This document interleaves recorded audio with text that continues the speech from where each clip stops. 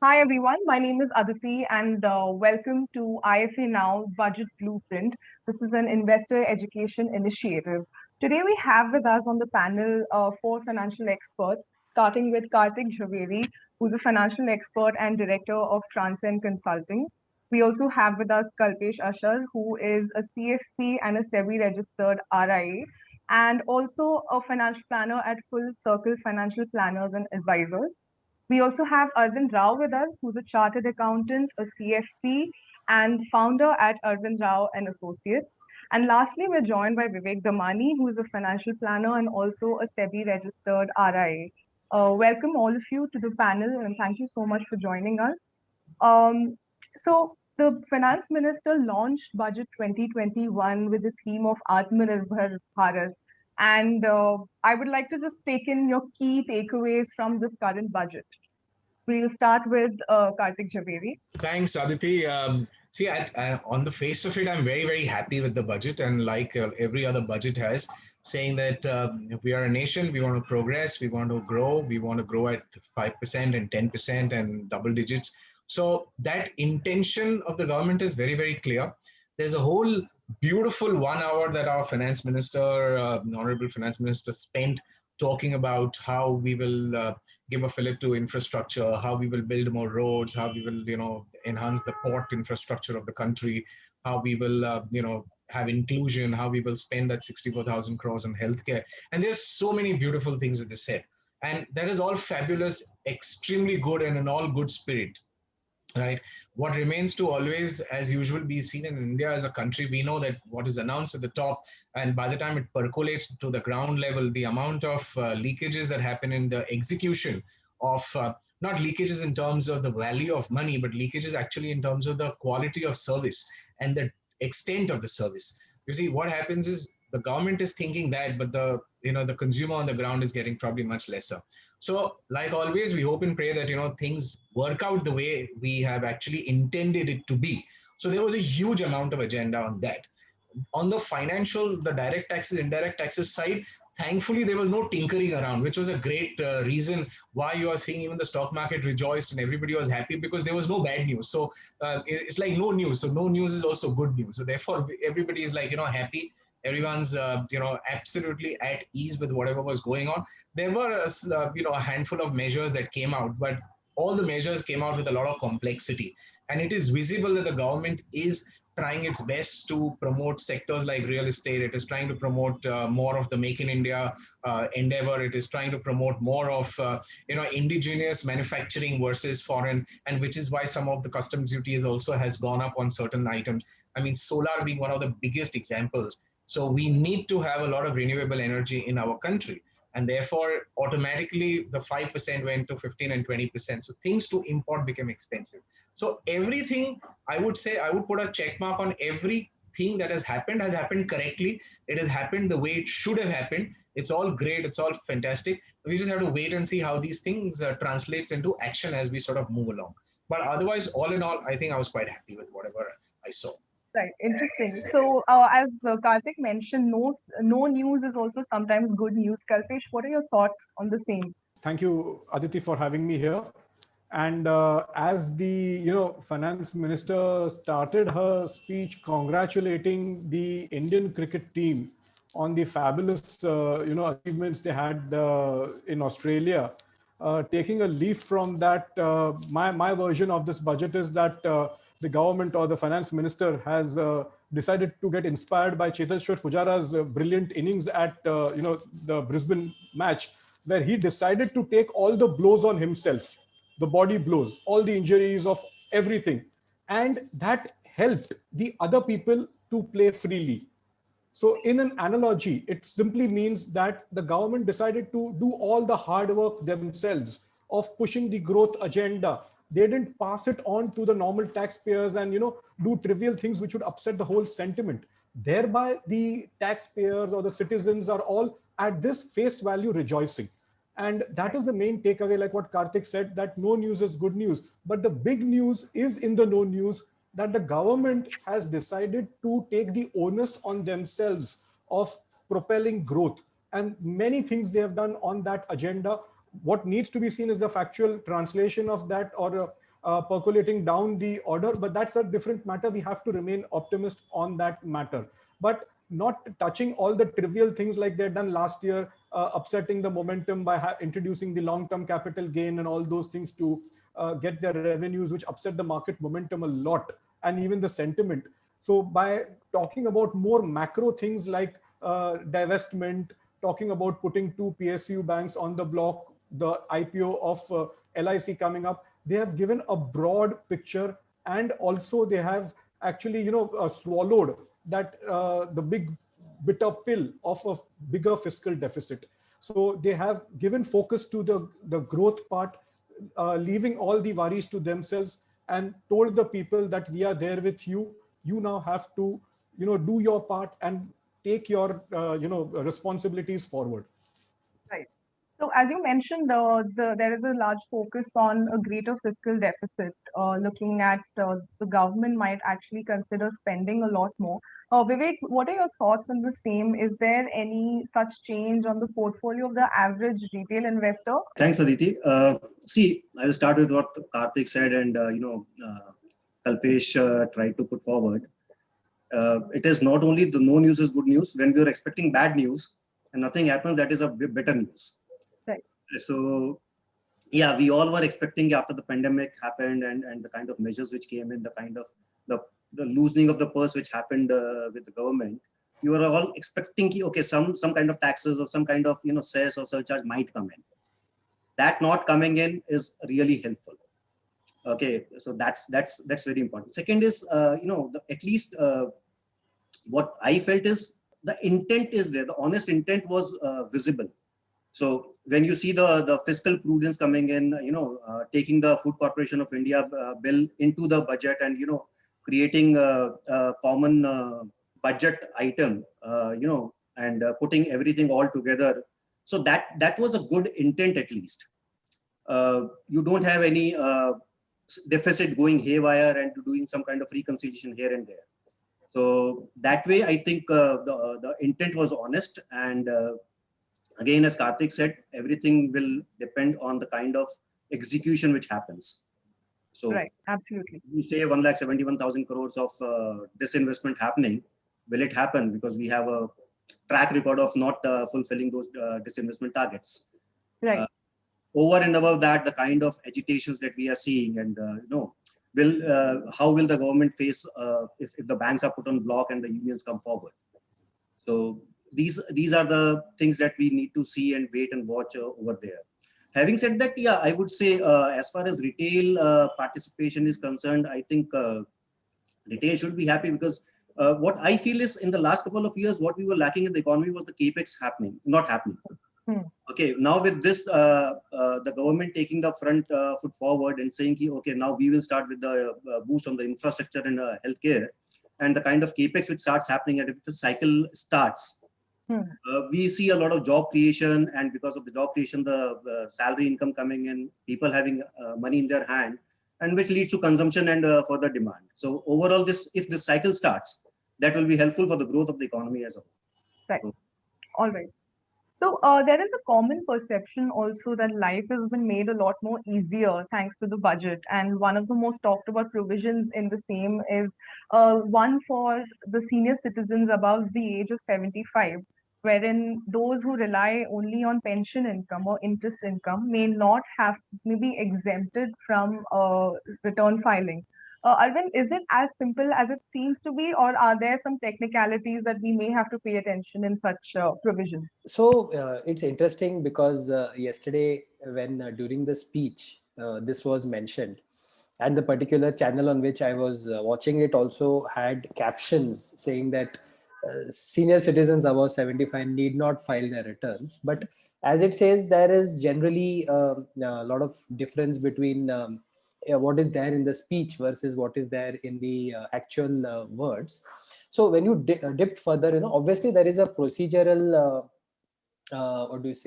method in which this can be implemented. So if you go by the spirit of it, the idea was to shift the focus of the compliance from the senior citizen who is 75 and above to the bank who is paying maybe pension as well as some interest income to the senior citizens. Right. So now if you get down to the actual wordings of the scheme which exempts senior citizens from filing, it says only those senior citizens who are drawing pension from a bank, which will be specified. So the at some point the board will come up with the list of banks which are specified to do so. And these senior citizens also, for the sake of convenience or for the sake of simplicity, are only maintaining their accounts as well as fixed deposits in the same bank. Then the bank is empowered to take all these incomes into account, collect the information about the necessary deductions from the senior citizen, calculate the tax thereon, deduct it from their pension and pay it to the government, thus uh, uh, moving the compliance burden from that senior citizen onto the bank. But while this sounds simple, definitely it cannot go with the headline that was being beamed yesterday saying that senior citizens don't need to file anymore, Right. because probably the way this procedure has been put up, the number of senior citizens who will fit into this bill can get filtered down a bit. But believe me, I think this is a good start, because the government also has to keep in mind that if this works well, they can slowly maybe expand this to uh, more banks or even across banks to get this done. Right. All right. So, coming to the banking sector, we have a few provisions also introduced wherein the government is looking at privatization of two state banks, and then we have also the LIC IPO coming out, and that is one very critical provision in the banking sector, wherein those who will be looking at an insurance payout of 1 lakh the earlier provision was upgrading it from 1 lakh to 5 lakhs. In the current budget, it seems like even before the bank goes into liquidation, the person who is holding a bank account will be able to go and probably preempt such a liquidation before happening. So, Arvind and Kalpesh, what are your thoughts on the same? Uh, I think it's very important. In fact, I remember the memorandum is also mentioning this, that because of these moratoriums that get imposed by the RBI on such stressed banks, initially it puts a lot of pressure or tension into these people, depositors who are basically stuck. So, getting a mechanism in place wherein although there's a moratorium, but although we know insurance exists for the deposit, but if that has to come at the end, um, the last 1.5 years have shown that whenever these stressed banks and such instances with these banks have happened and the moratoriums have been imposed, it has really put these account holders and depositors into a quandary, because for some of them this is their primary account. So they cannot be left to not have any money suddenly from their primary accounts. So this is a very nice move, and I look forward to seeing how this mechanism gets implemented in its form to help the various bank account holders. Okay. I would like to add here, Aditi, Right. that very rightly what Arvind put it, that the earlier or the existing rule says that the amount available, which was enhanced from 1 lakh to 5 lakh last year following the massive tragedy of the PMC Bank and whatever happened, that was still subject to the bank going into liquidation, and after all the proceedings were over, then the poor depositor who had undergone a traumatic time, all this while witnessing the liquidation process and all those things, was then subject to getting this money back at the fag end of the whole process. So the actual person who was suffering from this calamity was actually left in the lurch. Now, what the FM is saying is that this 1 lakh to 5 lakh still holds good. We are insuring the deposit amount up to 5 lakh. But the major change which is there is now, once this type of a calamity is declared or it's known to the general public domain, then the depositors can preempt this action even before the bank liquidation process is completed or things. This will ease out things a lot, and they don't have to wait for all the court proceedings and the governmental procedures for their money to come back. In fact, they can preempt it, they can accelerate the whole process and try to regain their money back up to the value of rupees 5 lakh. Right. All right. So, coming still, talking about grievance redressal, one very important point comes up is the budget. The finance minister has seemed to make things easier, even in cases of, you know, a faceless appellate that has been proposed, wherein we will be able to file our complaints without actually having to visit the appellate authority. And then there is also the fast tracking of cases. One very interesting thing that has come up is an investment charter, wherein investors' rights will be, sort of laid down in this charter. Um, Karthik, what are your thoughts on this said investment charter, and what is the most important thing that the government needs to pay attention to when they are laying out the rights of investors? See, I don't think this is the first time that that our government has spoken about such a charter. Last year also we spoke about this. Yeah. So we've been talking about this thing for a while. Now the thing is, even if you have a charter, for example, right? Even if you publish it on the website, these are investor rights. Now at the ground level, people have to understand that and have to respect that, and they have to comply and they have to sort of honor the things that are written in such a charter. Now, this is where the things will break apart. So, in my opinion, I don't think this is such a great, I mean, it's a nice thing to have. It's a nice to have thing, but I don't think it's going to get implemented necessarily on the ground the way we really expect it to. Because let us say, just a slight tangential example. Today, if you go to open a trust account in a bank, the banker which has been around for the bank which has been around for 50 years or 30 years or 20 years, they don't know how to open a trust account a lot of times, you see, Right. and they fumble on that. So people at the ground level don't know what's happening and what the bosses have decided. So having an investor charter, it's great. So assessment was, like you mentioned, it was faceless. Now appeals were also made faceless last year. Now the appellate tribunal will also being made faceless. All these are great things. These are things that are necessary. Now, having an investment and telling you these are your rights and these are your privileges and things like that would only make sense when the person who has to honor them is also aware of all Right. these rights and privileges. Yeah. So I think this is a big lacuna in India. I don't really see this thing happening. We are not living in a Sweden, or we are not living in a like a Danish economy or a Swiss economy where every word that the government has said is understood well by each and every organ, each and every person, and every department of the government. I think there is a long, long way to that. So I wouldn't really bet too much of money on having such a charter. It's there, great to have it, great to know. So even today's times, we have something called an RTI. It's been around for so many years. So we all can just pick up pick up our plain piece of paper, go and file an RTI. But is it that simple? Can you just go online, file an RTI against somebody, and without raising any alarm bells or raising any questions and concerns? It's not so simple. Why do citizens not use such a huge power? Right. Not because, but because then they are not supported through and through by the government. So if you've ever done this thing, you go to a government and say, I want to do an RTI, it's my right. I have an RTI. They'll say, okay, follow this procedure, do this procedure, go to this department, that department.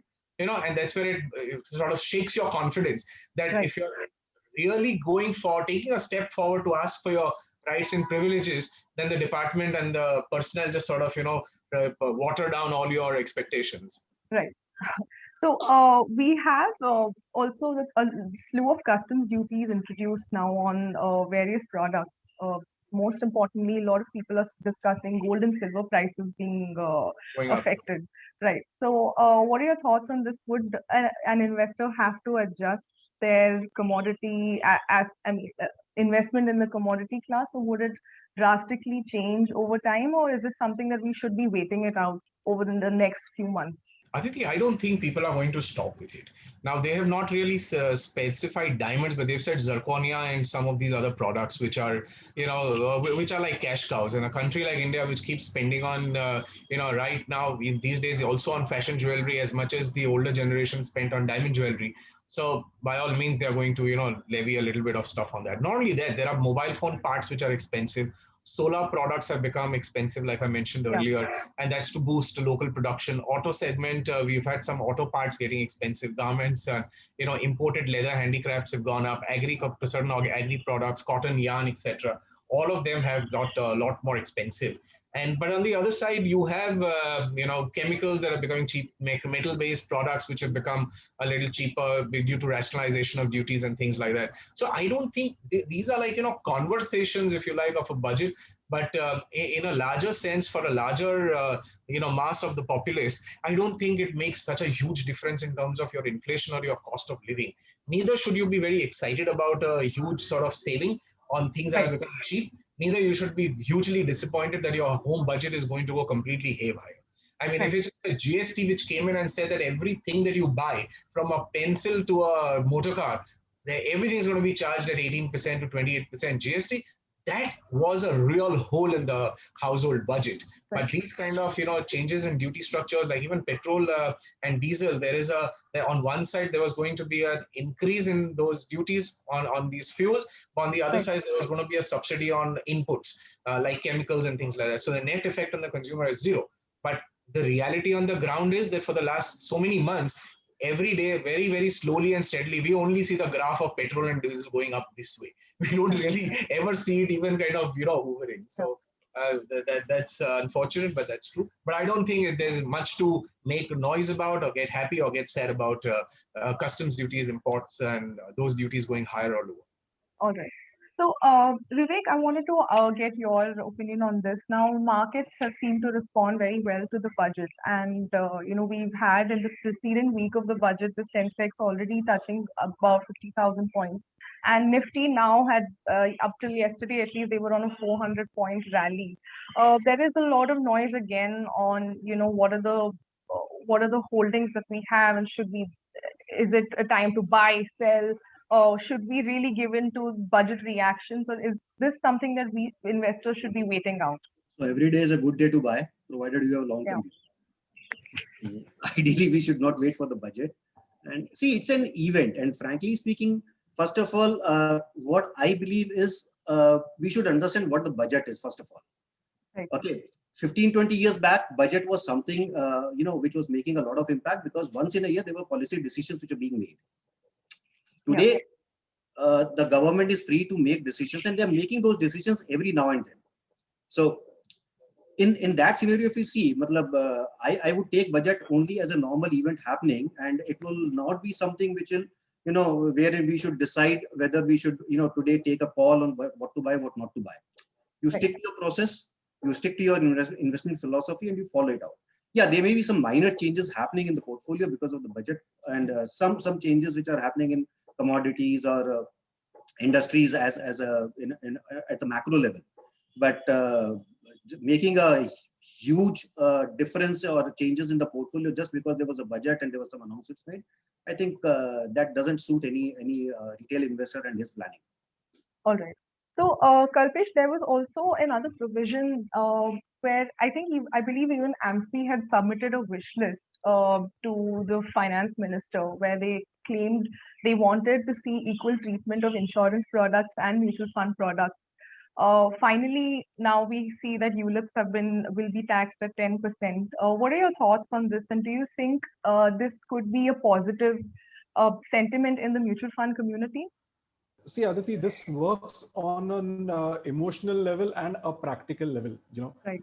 Emotional level, I'm trying to make a mention here that when ULIPs were in fact tax-free and mutual funds were imposed with the long-term capital gain, imposition there and all those things, the insurance industry made a huge hue and cry and went, I think, completely ballistic in proclaiming that, they have an upper hand now over the mutual funds, and they marketed it that way. And they got a lot of, I think, investments in the ULIP section.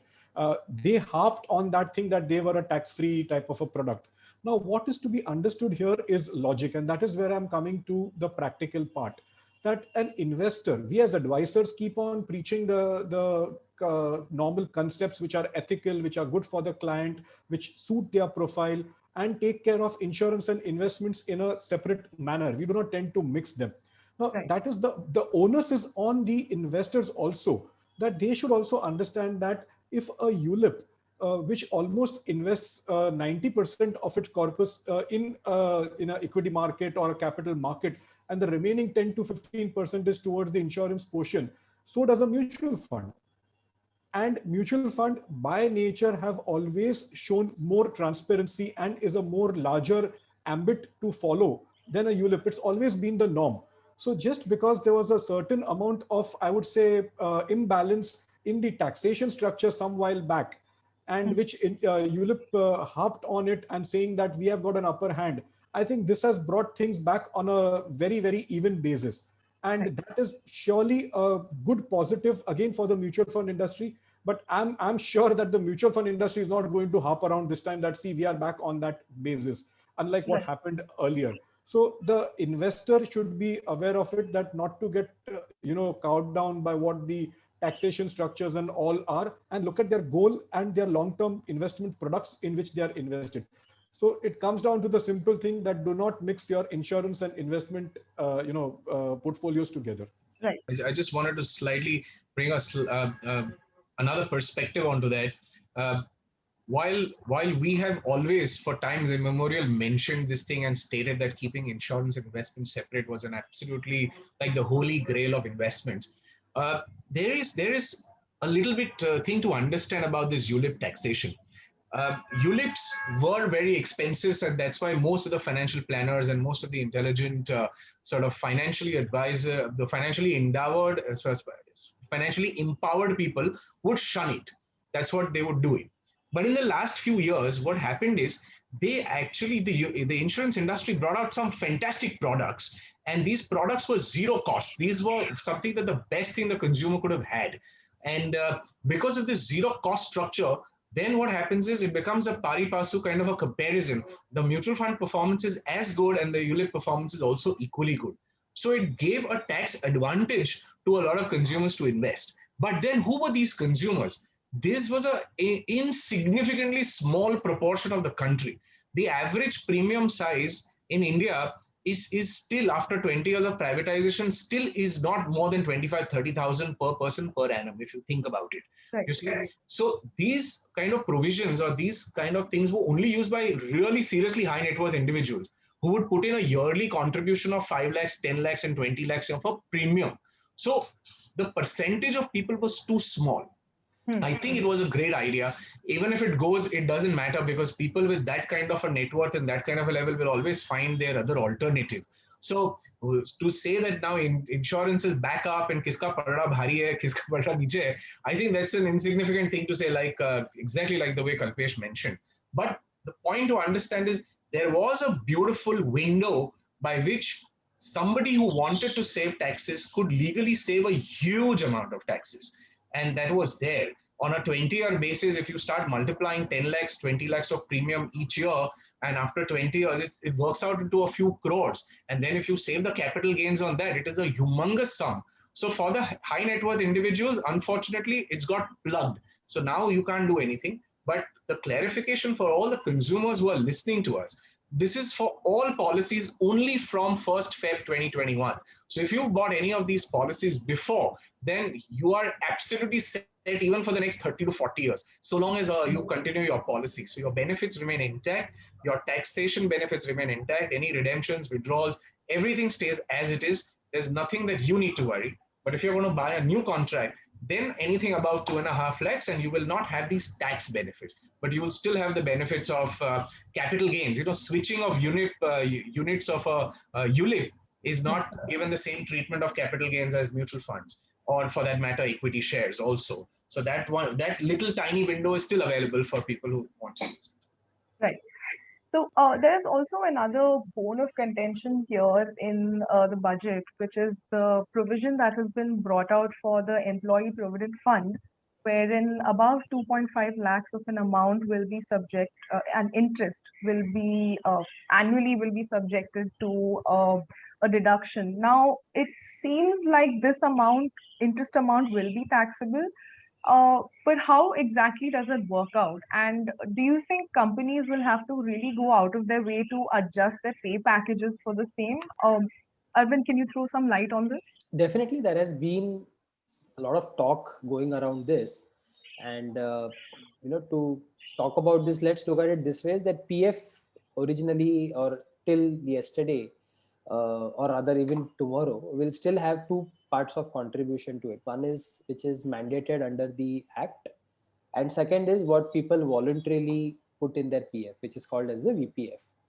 Now, unfortunately, the way the provision in the budget has come saying that any contributions that are made more than 2.5 lakh in a year, the interest on the excess contribution about 2.5 lakh would be taxable on the employee contribution.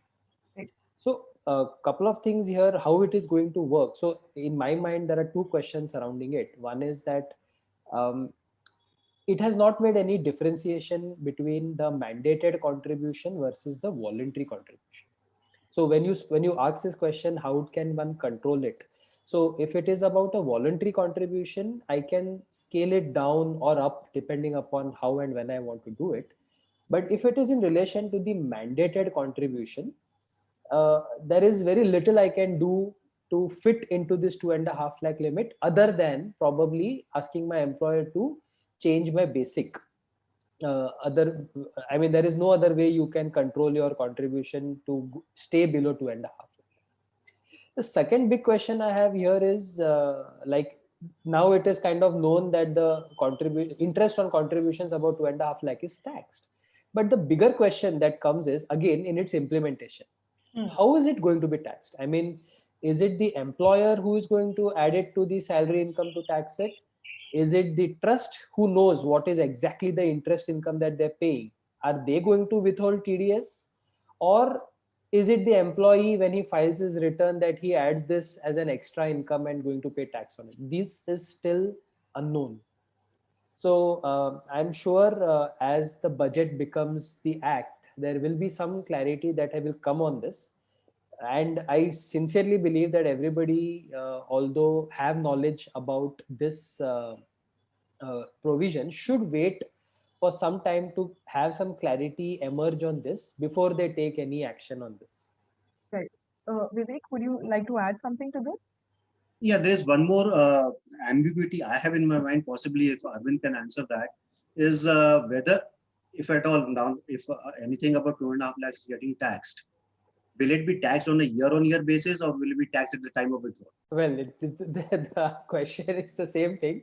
How are they going to implement this tax? That I think once we get an answer to it, whether it is annually or at the time of withdrawal, it can be answered accordingly. In all probability, just to make a guess, Vivek, I would think just the way fixed deposits are taxed, on accrual basis. So you make a 5-year fixed deposit, for example, you earn a certain amount of interest. Now, based on their interest, what happens in the banks, they deduct your TDS and they submit it. Then from your traces AS26 statement, you know how much tax has been deducted. You haven't got any cash flow in your account, but you know how much tax has got deducted and how much interest has accrued to your account. So which means, this is my presumption, purely. I mean, like Arvind said, we don't know how this is going to happen, but it's a presumption. It will be on accrual basis. So for this year, the Provident Fund Office will have a lot of extra work to do, which is they'll have to calculate whether mandated or non-mandated. A lot of people blindly put in a huge amount, truckload of money into Provident funds. So the PF office will have to do this activity, that for each person's contribution, you look at a contribution over 2.5 lakhs and whatever is the interest, they will have to take that interest. It's a system driven thing and they will pay tax on your behalf to the government, which means you will know how much interest you have earned from your AS26 statement. So you'll have to take a part of the, take that into cognizance when you're filing your returns. But that's the only... That comes at the end of the year. Yeah, it will be at the end of the year when you're filing your returns. Yes. So now, will that interest income, that accrued interest income, will that be taken as for 234 ABC calculation you have not paid because this was a known amount? No, so it's not there, no. So like the dividend income that is taken this year, next year or the year after, they'll say that, okay, let's include this part also because we did not know when to anticipate that. And depending on when the PF office declared it. So I think ambiguities which needs to be, yeah. added. Only, I think respite is, this will start from April 21 and the taxation will be in April 22. So they have time to figure out. They have some time to figure it out. Yeah, so while the ambiguity prevails and like the conversation which Arvind and Vivek and Karthik are having, a very uniform perspective on this comes out to be that the government's intention now, whether be it the ULIP taxation or the EPF taxation, which has been introduced in this budget, the government's policy is simple, that they want to ultimately bring in every investment under the taxation ambit, be it at any level. And ultimately, even if this EPF, which was earlier an EEE product, has now also turned into an ETE product. So they tried last year also, they couldn't do it. So this year, the point here, the point what I'm trying to make is that now probably for the retail investor, for a layman, except the PPF, there is hardly any scope that there is nothing left out of the taxation ambit. The PPF is the only one which is actually spared now, right now. So the idea, I think, of the government is now to bring all the investment under a certain taxation, as nothing is left outside the sphere. So that, I think, we all should now try to absorb it and accept it at some point of time. Everything is on a uniform basis. In fact, in one of the earlier wish lists, I'm talking pre-budget, even the tenure I had mentioned somewhere should be uniform of a long-term capital. Why is it so fluctuating between all the different asset classes? So for real estate, there is a different long-term. For equity, there's a different long-term. For debt funds, there is a different long-term. But what government, at least I think they misconstrued my wish list, and they have started taxing all the investment products accordingly. No, here one reason, if you see, Kalpesh, can be they were actually wanting to tax the VPF, because a lot of high salaried people were using agreed for those tax-free returns. So the idea is to tax everything which is in their ambit, not to leave anything which is outside that. Yeah.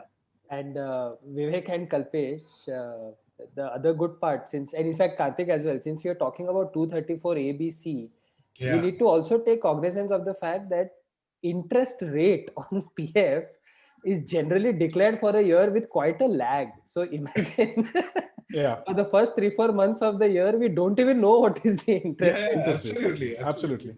No, but at least, I mean, I was very happy to see that the 234C, it's a section, which everybody lines up paying some interest, and it's quite a pain to see. If you have a larger chunk of money that you earn, and if you sometimes don't pay advance tax or don't realize, it becomes huge. So I thought this was a beautiful thing that the government did. That about 234, I mean, at least let the dividend be added only when it happens, or let the capital gain be added to it only when it happens. So you don't have to calculate interest right from the start of the financial year till the time you made your payment. So I think that was a good thing. At least everybody here, this is a tangible benefit. If you say one thing that you and I have got and people at large have got from this budget, you will save a few $1,000 in 234C.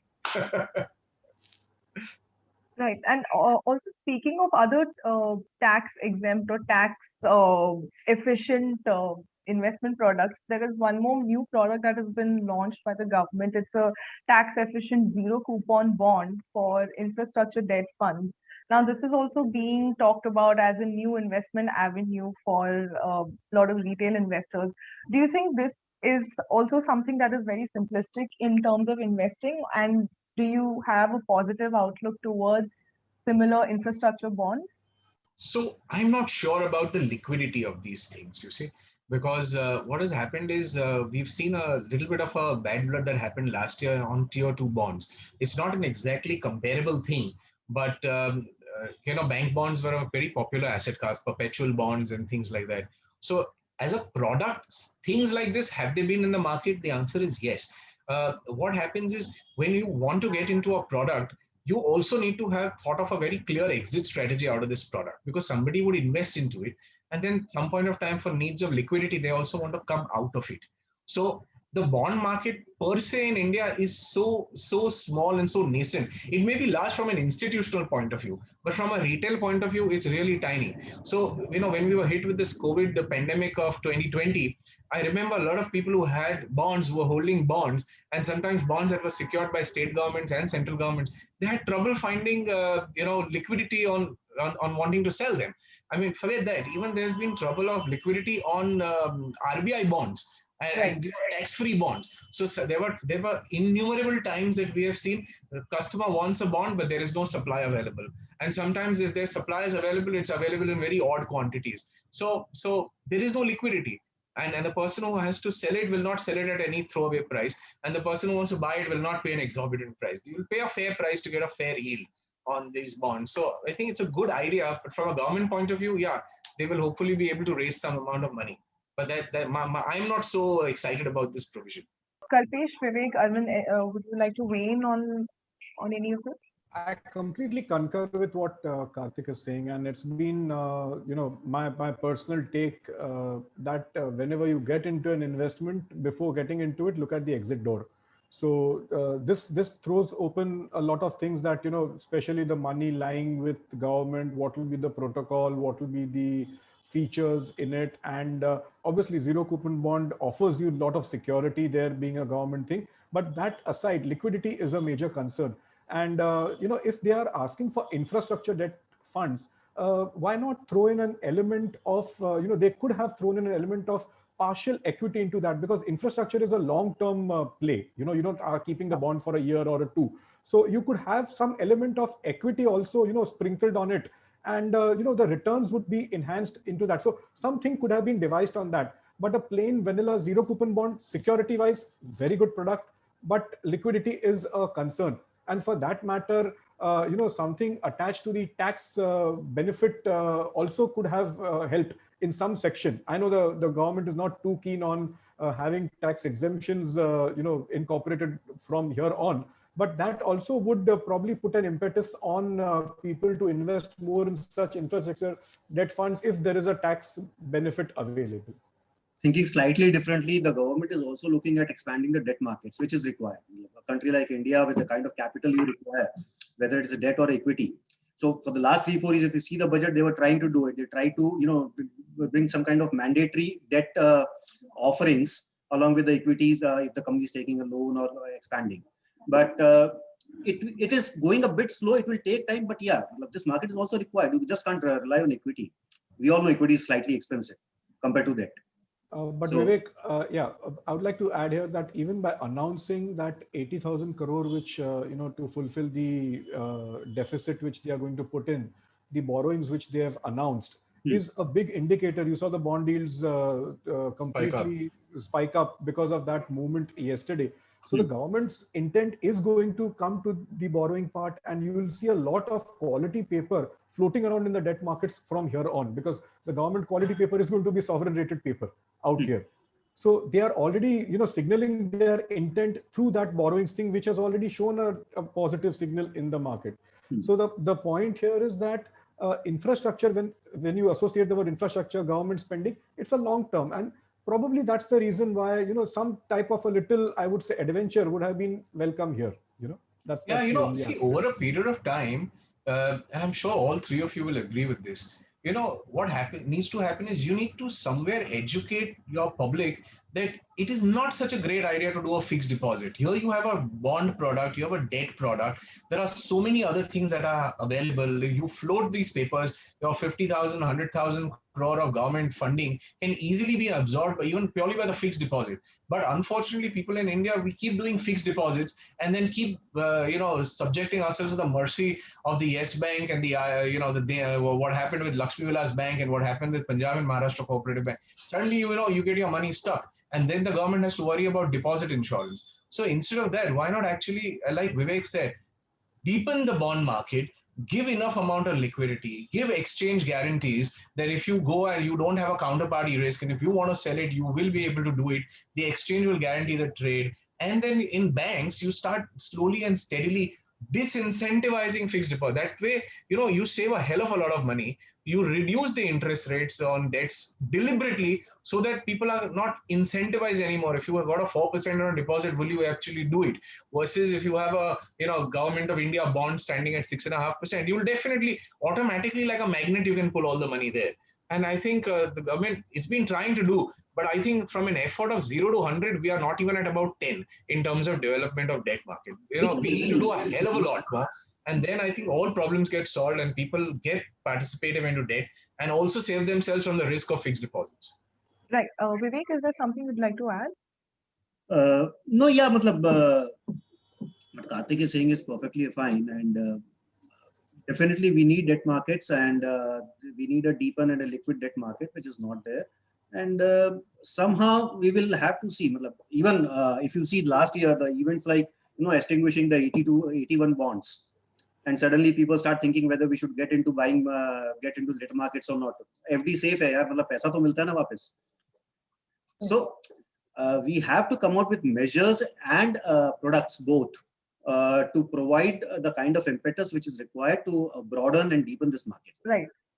So one of the most pressing questions we've got on our forum, that's the Ask an Expert section on IFA Now, is recently RBI had introduced the sovereign gold bonds, and currently it's still undergoing probably the 11th or the 12th tranche. Now, a lot of people want to know if this is a good product to invest in, and pre-budget and post-budget, the view on gold has been very different, but of course, as experts, you have already mentioned that these announcements around the budget shouldn't be paid much attention to. Now, the question here is the sovereign gold bond introduced by RBI a reliable product to invest in as somebody who can hold in for that period of time? Or is it something that we may have to be a little contentious about? Arvind, what are your thoughts? This bond has the name sovereign itself in its name.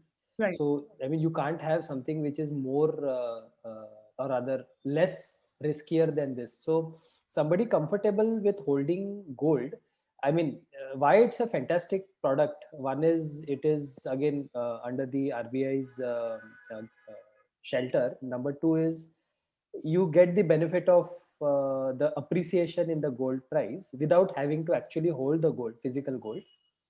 And third is while you hold, of course, the compensation that you get for holding it by form of interest is definitely small, especially considering it is taxable as well. But I think if somebody is gunning to have gold for the long term, purely to ride on the capital appreciation that it offers, then definitely, I mean, there is nothing available today other than holding physical gold. And so SGBs are superb. Kalpesh, would you like to add in? Yeah, obviously, there's no two ways about the SGB credibility, and the sovereign word attached to it, like what Arvind said. You don't need to talk further on that. The only hitch here is that it's got a lock-in period of 5 years, and then it's a 7-year complete window which you have. So even people who would like to invest in gold, the paper gold we are talking about, probably could do it with a little bit of discretion and planning. That say out of the 100 rupees you want to put in gold, you can put in 50 rupees in this SGB and 50 rupees in an ETF, a gold-based ETF, because that offers you immediate liquidity if you want to liquidate that gold anytime in the near future or on any basis. So complete, I would say, a 10 on 10 for the SGB, but again, the liquidity aspect has to be considered for the investor out there. And obviously, the 2.5% is the icing on the cake. So whatever little it is, but thoda to hai. So that I think is a plus for the SGB aspect. But again, I would not put everything into an SGB. Even in a gold type of an allocation, I would divide it between an ETF or a gold-based mutual fund and an SGB. Right. All right. So we are coming to a conclusion of this discussion, and before we conclude, I would like to take in probably a poll from all of you. So on a scale of 1 to 10, 1 being the budget was an absolute recipe for disaster, 5 being good but could have been better, and 10 being absolutely wonderful, how would each of you rate the budget? 8 by me. 7 by me. I'll go for 8. We are stingy Indians. We don't give 100% marks to anyone. So maybe around, I will also go with 8. 8. Okay. Would anybody like to mention why 7 or 8? See, out of my 7, I would think 3 to 4 points is obviously for making all the good feel factor announcements. It's like how our mothers tell us and fathers tell us, right? Get up early, eat your food on time, sleep on time, get rest well, so that you can have a productive day ahead, etc. So it's exactly like that. We want to do development, we have to do this, we have to do this, we have to do that. So great, it's a reminder. Announcements happening again. I mean, that was necessary. It raises the morale and the spirit. So that's a great way. It also creates a positive image to the rest of the world that India is looking at growing itself, and it's not going to stop, or there's nothing which is going to get hindered. So that's why that, and about another 2 or 3 points for the fact that you've done something in terms of not wanting to tinker anything. But I would have gone to maybe a 9 or a 10 if I would have seen some very very solid measures, like more like the LIC IPO happening. Now that one IPO itself, even a 10% of that could bring in a huge amount of revenue. I want to see that the way people like us tell our clients to how to make more money, if the government could have also developed some mechanisms of generating money for themselves. Disinvestment is one great road of doing it. So if they would have demonstrated a few very, very concrete measures, again, we've been talking disinvestment for ages, disinvestment of private petroleum sector, disinvestment of other government companies, utility companies, but none of that has really happened. So now you're talking LIC. Let's see if it will actually happen in 2022. But again, 2 or 3 points for not disturbing and for actually saying that, we are going to do financially, we are going to earn. Whether they are not going to earn, they will or will not, I don't know. But maybe 2 3 points would have come if I could have seen some more solid measures. This is how government is going to make money, because then you can give benefits, then you can spend, then you can reduce fiscal deficit. So Right. sorry, long answer to a short question. Right. Kalpesh, Yeah. what are your thoughts? So first of all, all 8 points which I've given go for bravery, boldness, amidst all the internal and external challenges which our country has faced. Obviously, external is the pandemic, and internal is all the political, agitations and all those things.